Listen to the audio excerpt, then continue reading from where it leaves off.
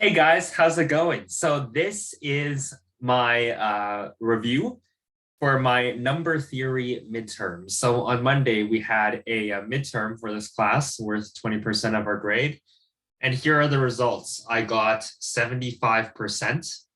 Um, the average was 64.7 and the median, the middle score was 62.5. So 12.5% above the median. Uh, Maybe a B plus, A minus for me if this is graded on the curve. How do I feel about this? You'd be surprised, but I am actually very disappointed about this. There was this I left that exam room thinking that I could have gotten like a perfect score. Like thinking, oh man, at least a 14 and a half, no problem. And then I took a look at it, I'm like, what? And you later one of the problems I really screwed up. You'll see how it is. Funny thing, we were given 2 hours to do this midterm, but I could have finished this exam in half an hour. I'm straight up not gonna lie to you. I like I handed it in 45 minutes in. I was like the fourth person to hand it in a class of 81 students. um no, it was so easy. I was like, I don't want to like keep like checking over it three, four, five, 100 times because it would just be boring, and I might make a mistake if I over check it and such. I've done that before. And then I told the teacher like, and he laughed. He's like, well, you should have maybe stayed until like the 2 hours. And he told me there were only 20 students left when the exam was over.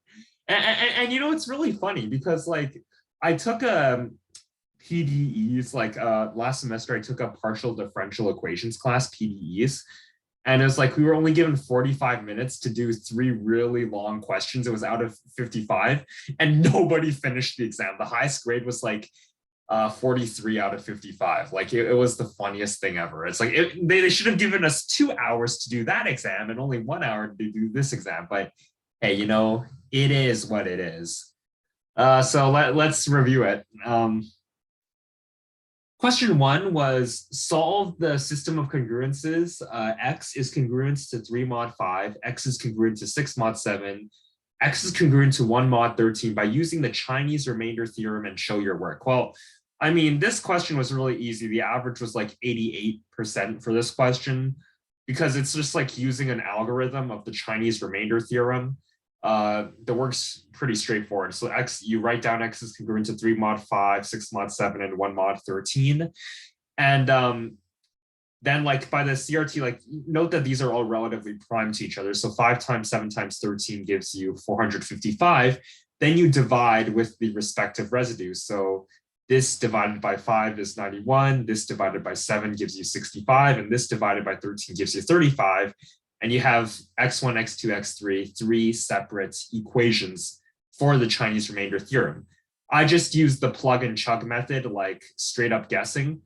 So then I got x1 is congruent to 3 mod 5, x2 is congruent to 3 mod 7, and x3 is congruent to 3 mod 13.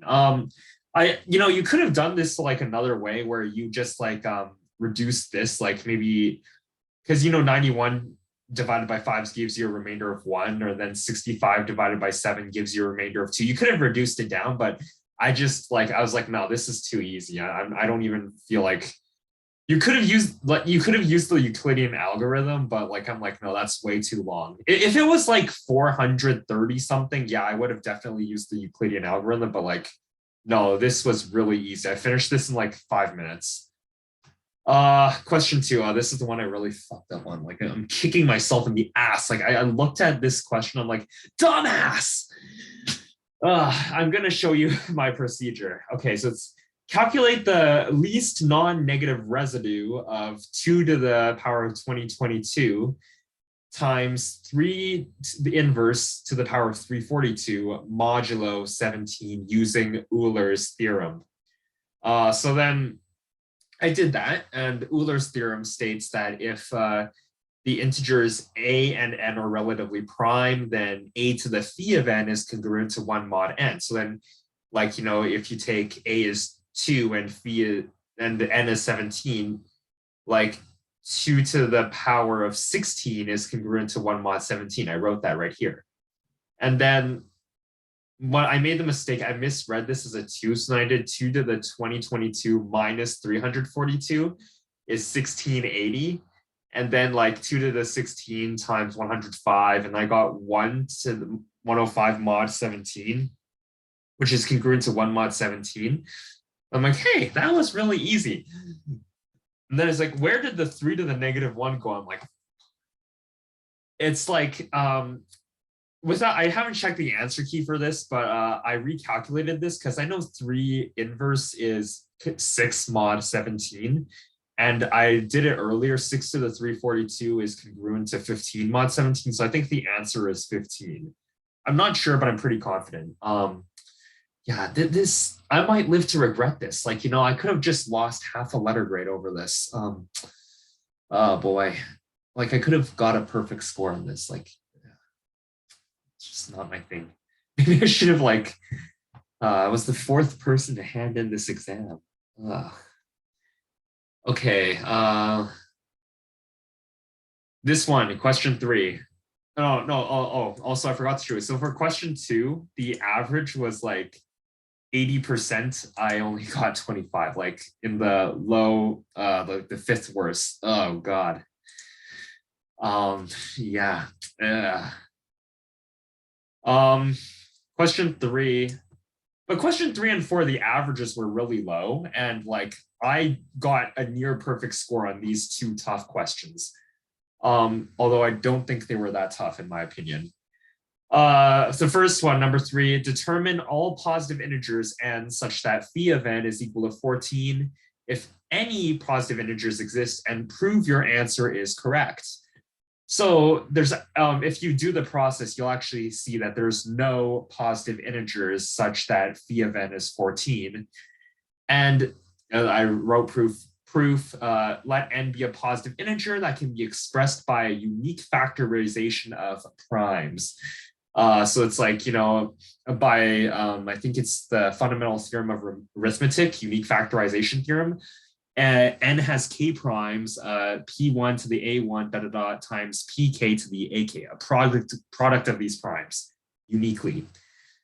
And then phi of n is p1 to the power of a1 minus 1 times p1 minus 1 dot dot dot times pk to the power of ak minus 1 times pk minus 1. Yeah, because the Euler function phi is multiplicative. So for n is a factor of k primes. Wrong way around. I'm not really sure what that meant, but I didn't exactly lose marks for this.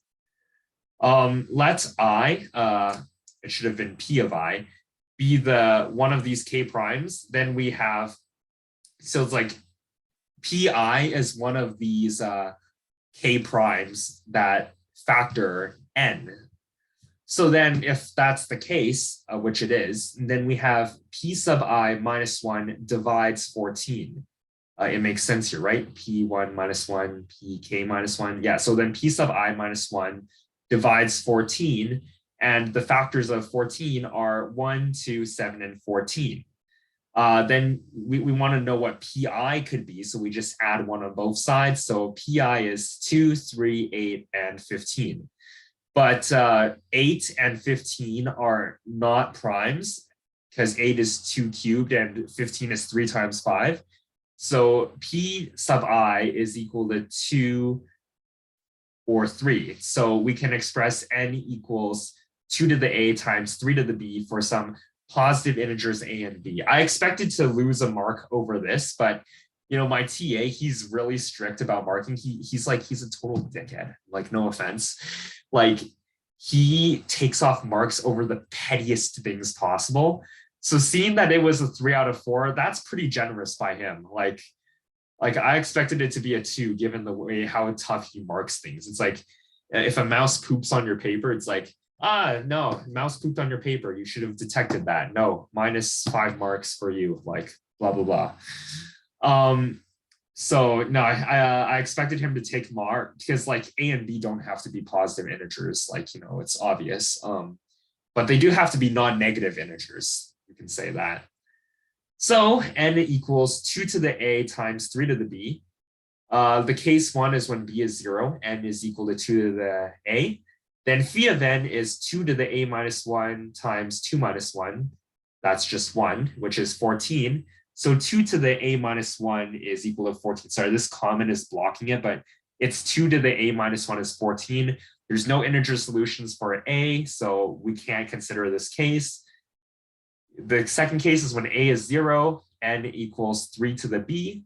Phi of n is 3 to the b minus 1 times 3 minus 1 is 14.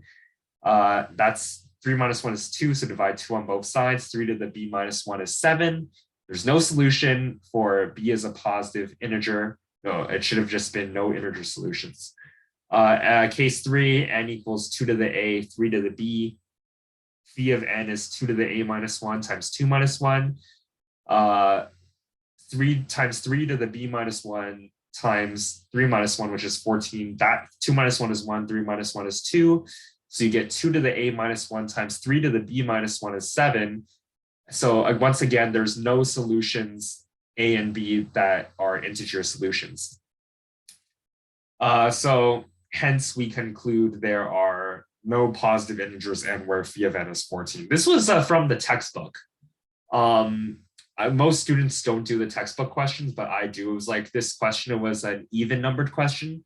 I don't know about your district, but in my district, like the textbooks, they even numbered questions never have solutions. And I remember this question and I did well.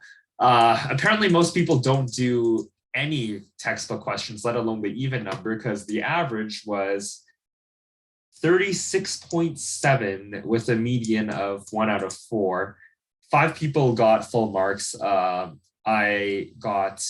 one of the 11 who got 3 out of 4. So I'm in the top 1/5 for this question. Question number 4 was a proof-based question. And before we talk about number 4, so it's like I actually took 45 minutes to do the test because I remember looking at this question. I'm like, I'm pretty sure I know how to do it, but I want to make sure. So then I remember in class, my teacher did this example where phi of n is equal to 6. So then I did it myself here and then got the right answer. So I'm like, okay, now I know how to do this question. Most people, usually you don't have time for that, but if you do, this is such a clever method, guys, you know. What else? Oh, yeah. This comment, I forgot to make a remark about that. What if a equals b equals 0? So apparently I lost a mark because of that. You have to consider the case where a and b are both 0. At first I didn't know why. Well, because it's like, well, if a and b are 0, n is 1, and phi of n is just 1, which is not equal to 14. But in special circumstances, it's actually, you need to consider the case if a and b are both equal to 0. Like, let me give you an example. Imagine, I'm going to go to a blank page and talk to you guys. Imagine if the question said, find all the numbers, positive integers n, such that phi of n divides 3. Well, in that case, phi of n can only be 1 or 3, right? So then after doing that, after doing some work, you get n equals 2 to the a. I'm going to skip that process of how you do that. N equals 2 to the a. And then phi of n is 2 to the a minus 1. And obviously, there's no integer solutions when 2 to the a minus 1 is equal to 3. But when 2 to the a minus 1 is equal to 1, you get a equals 1, but there's actually a hidden solution, and that's when a is equal to 0. And it actually works because when a is 0, 2 to the a is 1, and phi of 1 is 1. This was a question given by the sample midterm, and I never understood how there were 2 solutions, but it turns out you need to consider when n is equal to 0. Usually it doesn't have an effect at all, because with the exception of phi of n equal 1, phi of n is almost always an even integer, even positive integer. So yeah, and then to that question, you get that question where phi of n divides 3. You get, considering that case where n is 0, you'd have a is 0 and 1 and n is 1 and 2. Yeah. But that's getting a little beyond the scope of what we're doing here. So I'm just emphasizing it. Forget it if you didn't understand what any of that is about. But you need to consider a and b is 0, just because in rare circumstances it might work. Yeah. Question number 4 was a proof-based question, and to date, this has been the best proof I was able to do, not just in number theory, but in my entire freaking life. Okay, I am so excited to share this proof with you, and I'm going to sound like Albert Einstein. Sorry, I got a frog in my throat.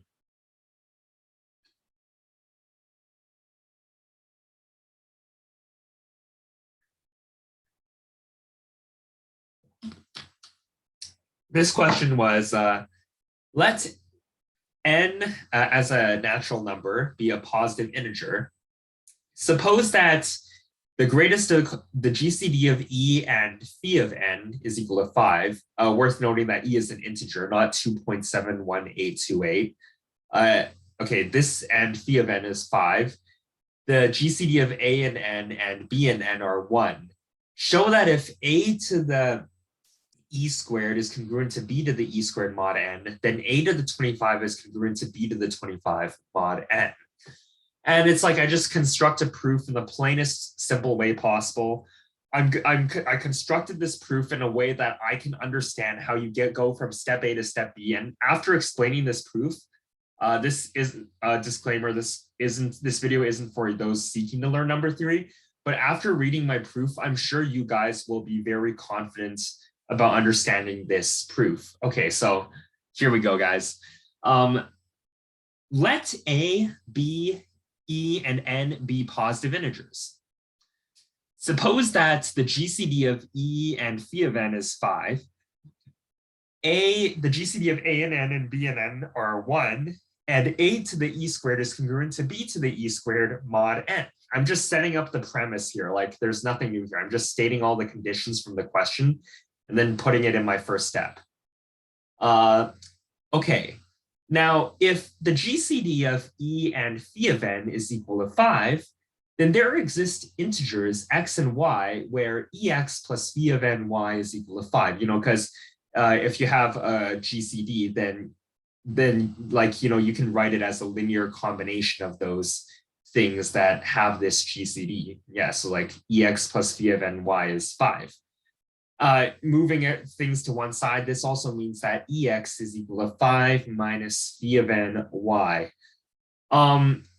The next step, let's consider if a to the e squared is congruent to b to the e squared mod n, then a to the ex squared is congruent to b to the ex squared mod n. He said explain a bit more in steps. I don't really know how I could explain it. Like, you know, the components of tea are water and leaves, right? Like I can't dumb it down for you anymore, professor. Like you have 30 years of experience, right? Like all I did was make tea out of water and pencil and leaves and chai and mayonnaise and blah, blah, blah. Okay, so it's like, no, all I did was like, if a to the e squared is congruent to b to the e squared mod n, like what I just raised both sides of the equation to the power of x squared. So it's like a to the e squared x squared is congruent to b to the e squared x squared mod n. Because like you can raise one side to a certain power and raise the same side to the same power, and it will also be congruent. So it's like raise both sides to the power of x squared. So a to the e squared x squared, or a to the ex squared, is congruent to b to the ex squared mod n. Okay, now let's just consider the left-hand side, a to the ex squared. We know that ex is equal to 5 minus phi of ny, as expressed earlier here. So then a to the ex squared is equal to a to the 5 minus phi of ny squared. And that's congruent to itself mod n, because any number is congruent to itself mod n, like it's a fact in number theory. Um, well, okay, so we have this. Since a and n are relatively prime, then a to the phi of n is congruent to 1 mod n. So a minus, no, sorry, yeah, a and n are relatively prime. So a to the phi of n is congruent to 1 mod n. That's just by Euler's theorem. So then a to the power of 5 minus phi of n y, because that's a to the ex. Yeah, I should have written just a to the ex here. So a to the ex is equal to a to the 5 minus phi of n y, congruent to that mod n, is equal to a to the 5 divided by phi of n y mod n.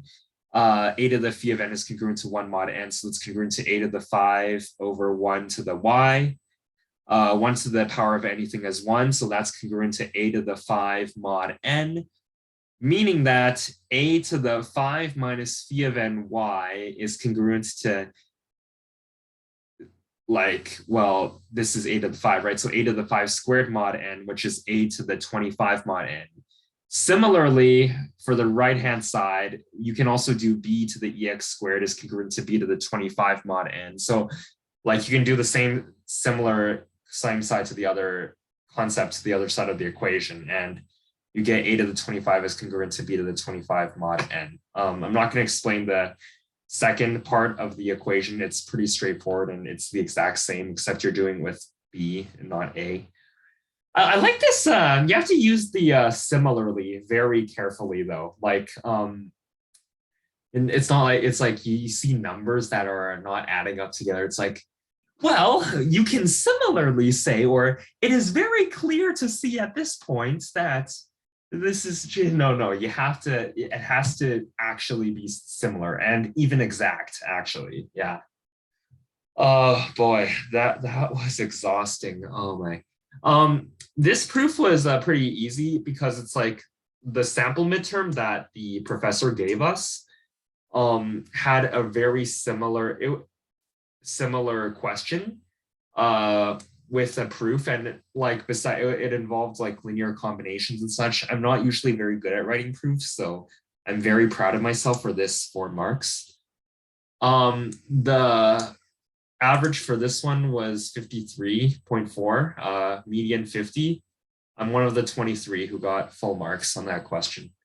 So far, before we log off, like I would say, so far I think I'm doing good in this class. I got a few low scores on assignments, but that's because my TA marks like a teacher that's 85 years old and has had such a miserable life, and blames and wants to, is grouchy as hell.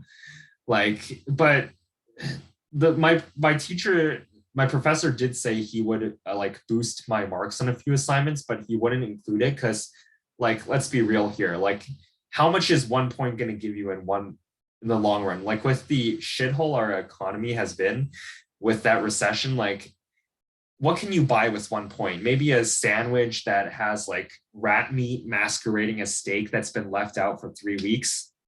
It's just not worth it to have to go through a trial attorney process. I'm not a lawyer. I didn't do that well in my law course. So I don't really feel like appealing for marks, and it really doesn't make a difference in the long run, actually. So yeah, that's all for this video. I'd love to stay, but for now, I gotta jump. I'll see you guys on the other side of the bridge. Catch you next time.